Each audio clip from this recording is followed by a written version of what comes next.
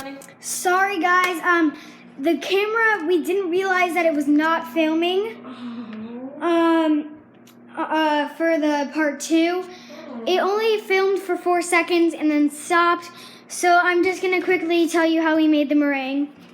So what happened, so this is how you make it. So it turns out really good. I was eating them. It actually looks pretty good. So what you have to do is get the cream of tartar and 3 egg whites and put it in one bowl. Then get a mixer and put it on the highest speed and mix it until it's like creamy, not foamy. And the recipe is in the part 2 video, and I'll put this, like as you can see by the title, this is part 3. And on the part 2 video, it tells you the recipe for meringue. And I'm just gonna tell you the recipe right now as well.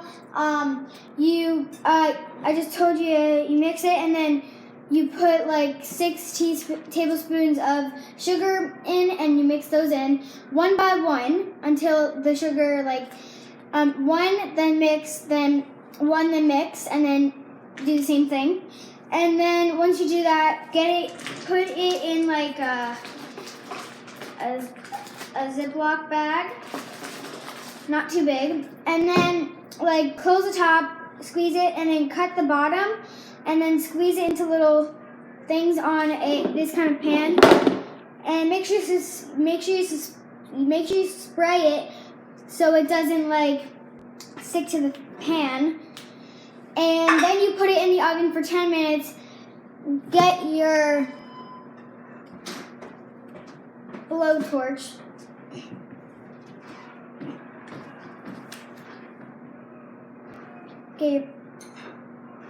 Just get your blowtorch. And don't go too close because they set on fire a little bit. See, burn. Don't go too close. Just go quickly around. And then if it does set on fire, blow it out.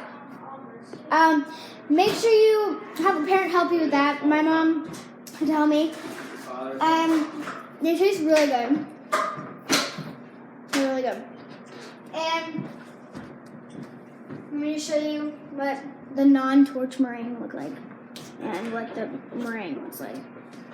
So, kind of see the difference. Okay.